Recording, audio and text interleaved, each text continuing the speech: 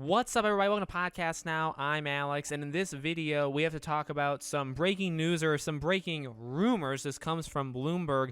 PlayStation is planning its own subscription service, codenamed Spartacus. This will apparently be a 3-tier service, with one of them allowing access to a library of classic PS1, PS2, PS3, and even PSP games. Where in God's name are the PS Vita ones? So this comes from Nibel. Part 2 of this, more details on Project Spartacus, available on PS4 and PS5, expected this spring, will merge PS Plus and PS Now, finally, thank God.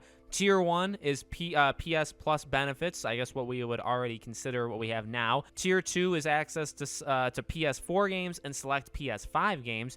Tier 3 is access to classic library, and Sony is also investing more heavily into cloud gaming. I assume cloud gaming because that's how you would probably get some of this stuff to work. Honestly, Microsoft and Xbox is a pretty good blueprint of how to do this. So this is gigantic. So it's been commonly talked about for years that PlayStation Plus and PS Now should just be the same thing, or they should be, part of the same service. Whether that means an extra couple bucks, to do PS Now on top of it, whatever. And this would, I guess cover that. that would be part of it. But, I guess, again, Tier 1 PS Plus benefits, so that's what we have now.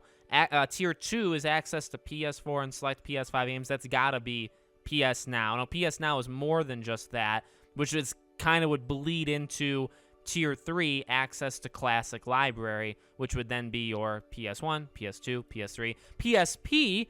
Again, I want PS Vita, please, if you could do that. Now, some of the biggest PS Vita games actually did make their way. Well, not really all of them. Some of them. Very little of them, actually, now I'm thinking about it. I'm thinking something like, let us play Uncharted Golden Abyss. A game like Gravity Rush was, on Vita and then was brought over to console, so I guess it's been done for Gravity Rush. But give us Uncharted, give us a couple other of those franchises that made its way over to Vita. This is awesome.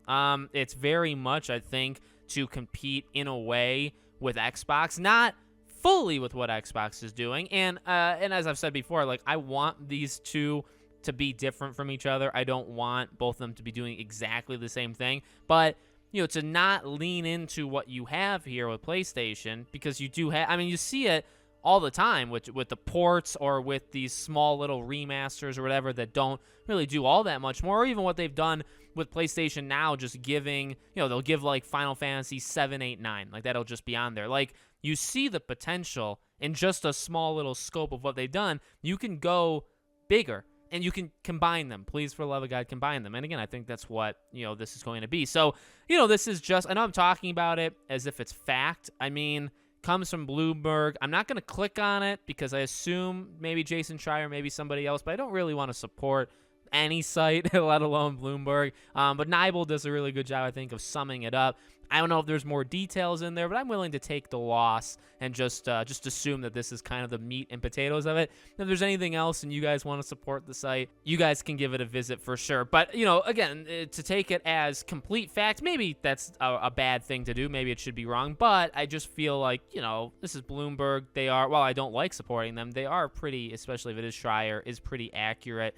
Overall. So and like they say, this would be expected this spring on PS4 and PS5. Sony needs to do another big show. Forget the small. Now, they did do a big show, granted, but it was a little bit ago, and obviously we thought that the state of play in October, November, I forget when that was, when they showed Little Devil Inside. Obviously, we wanted that one to be a little bit bigger, but in reality, I think they need to come back and do kind of a part 2 to what they did in September, I think it was, right, where they did God of War and all that stuff. They need a part 2, because you got to announce this, I think, on a big show scale, right? Now, I feel like they could just drop this announcement on their own without a care in the world, without doing a big show. But you have this. You could do God of War again to do the release date. You got a lot of games, I'm sure, that aren't announced, because there really isn't a lot of Sony stuff that is announced that